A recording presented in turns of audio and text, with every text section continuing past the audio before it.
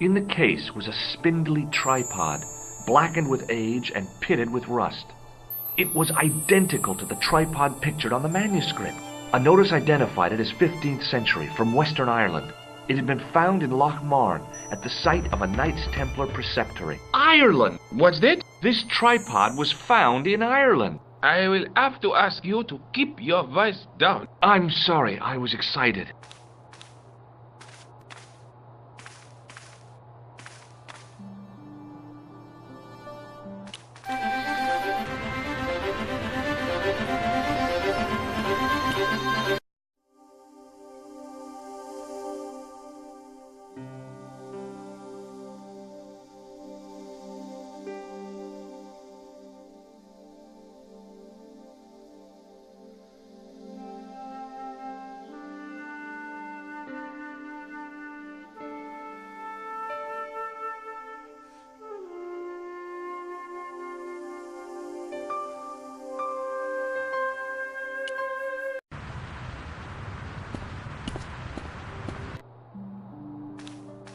Pardon me. Oui, monsieur? Are you Lobineau? Oh, no. Fancy you mistaking me for him. No. I am the deputy custodian. But Lobineau does work here. Work? I wouldn't go so far as to call it that. He studies here most days, but as you can see for yourself, not today. Do you know anything about the Knights of the Temple? No, sir. Not a sausage. The sign on the tripod says it was found at a Templar preceptory. It does? Yeah. It doesn't mention John Dee at all. Most remiss. You don't know anything about the tripod, do you? No, I don't. I never had much of a start in life, you see. I owe what little education I gained to my uncle. He was an optician, but he also doubled as the village school teacher. He taught me the alphabet. Well, 19 letters of it. The bottom row of the chart was too small even for him to read, so he left them out. Why don't you start over and enroll for adult education? You know, I never thought of that. Do you think if I studied hard and did all my homework, I could be a professor of history? At your age? Dream on. Do you know anything about medieval manuscripts? Not me, monsieur. I am no scholar, though people often mistake me for one. It is the uniform, I guess. They see the clothes. They are impressed. And they ask you to park their cars? They ask me to park the...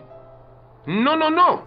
They assume I am an authority on the exhibits in my care. Whereas you know next to nothing about history. Of course not. All I am saying is, I am no scholar, not like Monsieur Lobineau. Can you give me any further information about the tripod? Certainly, monsieur. It's infamous. That tripod, that belonged to John Dee. What's the importance of John Dee's tripod? Dee was the most famous escapologist of the 16th century, the Houdini of his time. Don't you mean alchemist? Escapologists use ropes, chains, and handcuffs, not tripods. But whatever he was, that is the tripod he used in his experiments. What kind of experiments did John Dee perform with his tripod? Oh, the usual. Didn't you study chemistry at school? Yeah, but we skipped over thaumatology. Can I take a closer look at the tripod? What? Get it out of the case? Ah, no! That tripod is protected by a sophisticated surveillance system. How sophisticated? A painfully loud alarm bell. How is the alarm bell triggered? By the slightest pressure on or movement of any part of the case wherein that tripod is situated. It strikes me that to call your alarm system sophisticated is, well, stretching the truth a little. It has never failed yet. The sophistication is in its simplicity. Do you recognize the man in this photograph? No, monsieur. Is there any reason why I should? I guess not.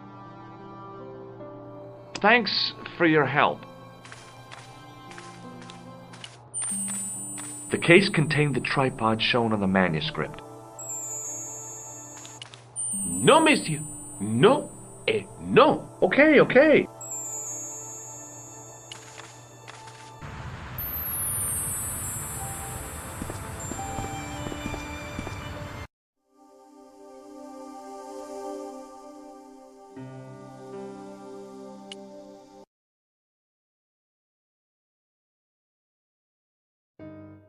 Hi. I've been to the Kroon Museum. Did you speak to Lobineau? No, he wasn't there.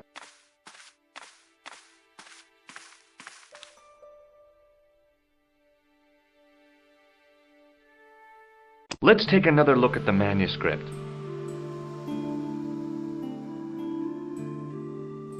There's a guy with a sword and a bull. Between them is a gem supported by a tripod.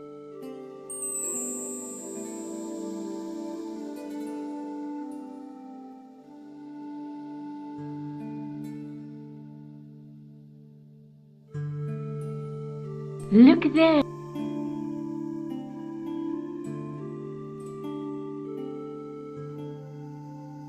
There's a woman looking at her reflection in a mirror, but the reflection has 3 hideous faces.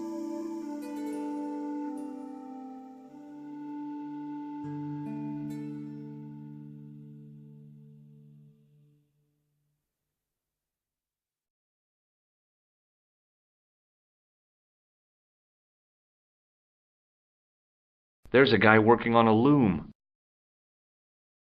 A knight with a crystal ball. The knight's scroll bears a phrase in Latin.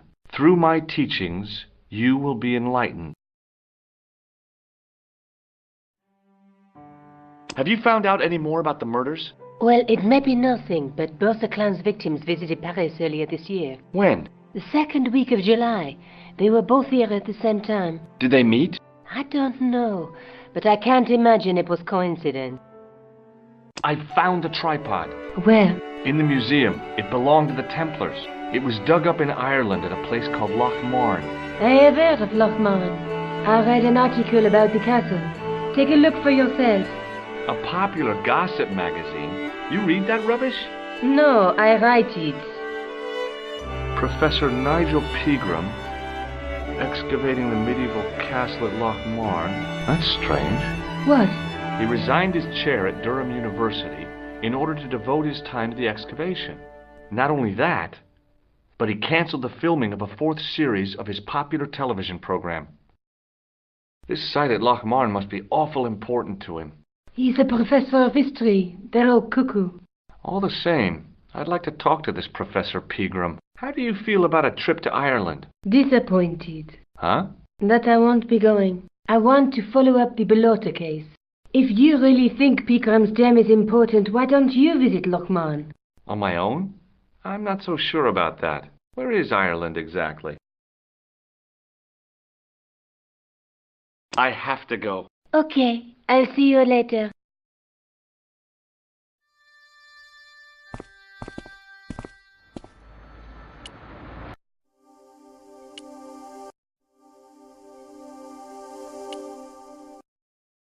I passed the castle on the way into Lochmarn, the castle where Pegram's excavation was located.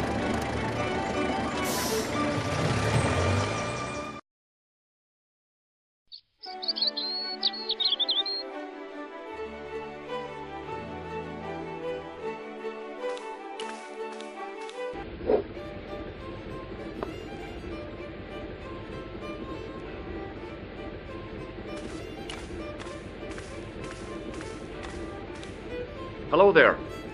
My name's George Stobart. Pleased to meet you, I'm sure. I'm O'Brien. Can I help you? Have you ever heard of the Knights Templar? I most certainly have. A remarkable institution. Did you know they were the originators of our system of credit? Their financial empire stretched from the Atlantic to the Caspian Sea. With bases in so many countries, they had to establish new methods of fiscal transfer. So, the Knights Templar were nothing but a bunch of bankers. I don't get it. Are you saying these Templar guys invented bank charges? In a manner of speaking, I suppose they did. What a dirty trick. Didn't anyone try to stop them?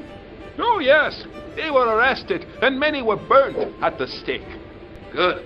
They bloody well deserved it if they were anything like my bank manager. What can you tell me about the castle, Mr. O'Brien? It's a fine site now, isn't it? Dates back to the 10th century, you know. Most of the existing building was added much later, of course. Are the ruins open to the public? Oh, no, it's much too dangerous. Anyway, there's nothing of interest remaining. How can I get into the castle? Well, those walls were built specifically to stop people getting in, Mr. Stobart. But I dare say you'll find a way, if you've the will. Can you tell me about the tripod which was found at the castle? Now, there's a bone of contention and controversy. It was dug up by an Englishman of the archaeological persuasion. Who was this Englishman? Professor Pegram, the same man who dug up the gem. Do you know where I can find Pegram? You're too late to meet that fella. Is he dead? Not that, but he's gone from the village. A sore point with our esteemed host, I might add. Do you know where Pegram has gone? I'm sorry, but I don't. He upped anchor in the dark and shipped out before the dawn. Why did he do that? Who knows? A guilty conscience or a secret assignation.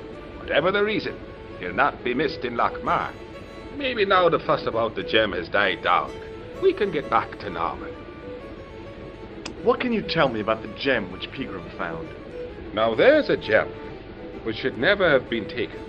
A man would have to be full of greed to covet that stone. What's your interest in the jewel? You're not a reporter, are you? Oh, no. Thank the Lord for that. Why has Pegram's departure upset the landlord? He's lost a paying guest, that's why. More than that, there's the question of an unsettled bill. Poor Michael's seen red over the business, and I don't blame him. Can you tell me more about the landlord? Mick Leary? He's what you call a would-be sophisticate. The trouble is, his idea of sophistication extends as far as putting paper in the lavatory. I never worked out why he did that. It's much too dark in there to read. That's true.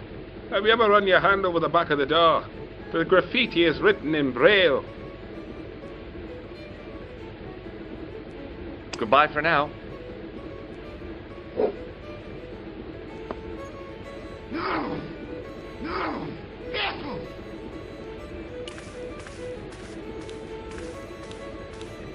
My name's George. Pleased to meet you, mister. My name's Fitzgerald. What can you tell me about the castle? There's nothing there. Just an old ruin. How old? I really couldn't tell you. Have you ever explored the castle yourself? I used to play there sometimes, when I was a kid. Then one of the little ones fell off the wall, broke his head and died. We didn't go there anymore. You haven't been up there recently? No. Do you know Professor Pegram? He's the archaeologist, isn't he? That's right. Did you work at Professor Pegram's dig? What gave you that idea? Can I get you another drink? Oh, no, thank you. I shouldn't be drinking at all. I'm on tablets for my nerves. More than a pint and I'll pass out. See you later.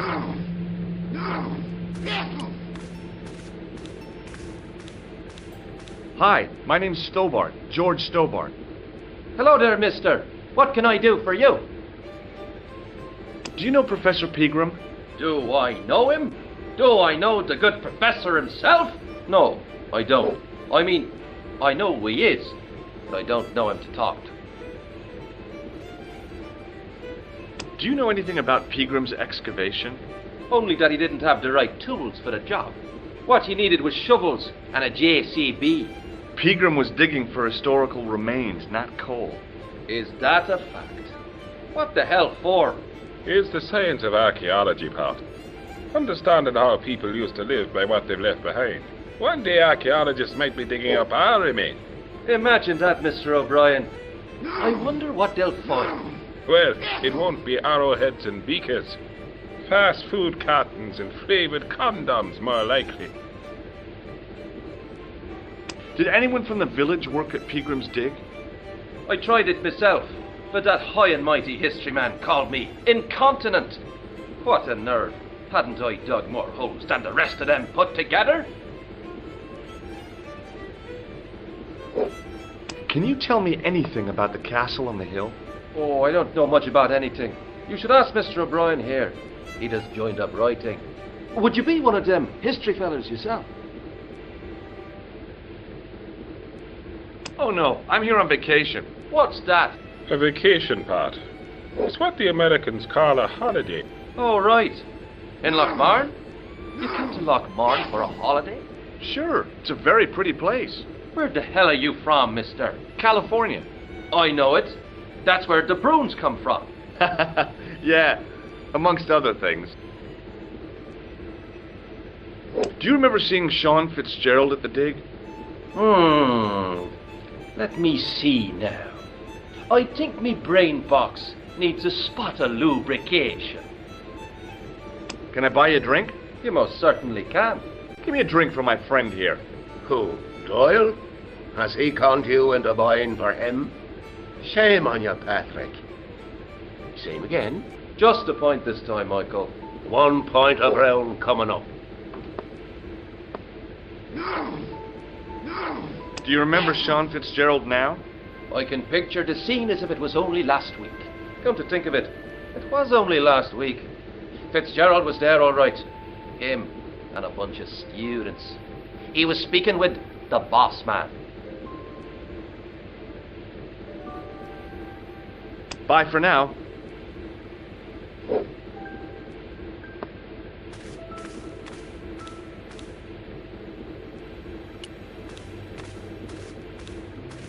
Mr. Fitzgerald? Doyle told me you definitely worked at the dig. He's seen you there. You might as well admit it. I knew this would happen. I knew I'd get caught. I need to talk to Professor Pegram, if he's still alive. What do you mean? Is he in danger? Yeah, you too, if I'm right. You're not from the Social Security. Hell no. What makes you think that? Well, I was claiming benefits at the same time I was working for Pegram. I'm not in a position to make judgments, Sean. That's between you and your conscience. All I want is to talk to Pegram about the gem. But he's not here. I know that. But he left that package with you, didn't he? So where did Pegram go? I don't know. I swear it. He came to see me early this morning. Said he was leaving. He asked me to give this package to a guy called Marquet. Show me what's in the package, Sean. I can't do that. Why not? I promised the professor. So what? You didn't have any qualms about your benefit scam. So where's the harm in taking a peek inside Pegram's package? You don't know these people. I can't. I don't dare. This is your last chance to show me the package, Fitzgerald.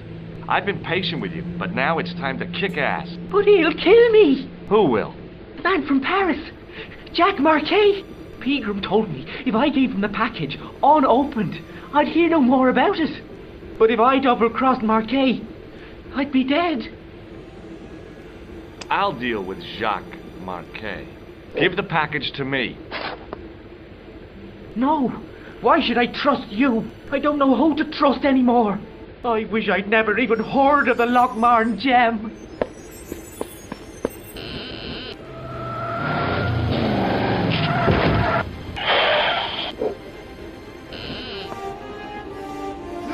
Hey! I just seen a big red... Get out of here, Maguire. Come back when you're old enough. What's the lad howling about? A big red sports car. Sean Fitzgerald's been runned over. Get out! Noisy little tyke. Maybe you should send out some medicinal brandy, Michael. Oh, yes. And who's going to pay for it? Not me. Me too, neither.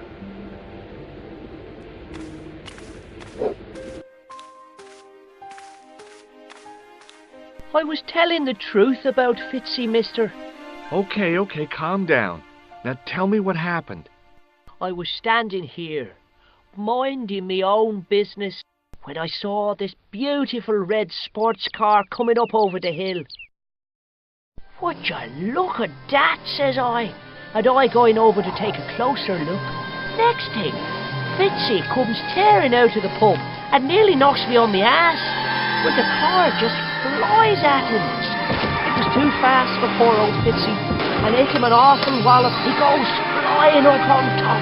Jesus, says I thought he was a goner. Next thing, the driver hops out, and I couldn't believe my eyes.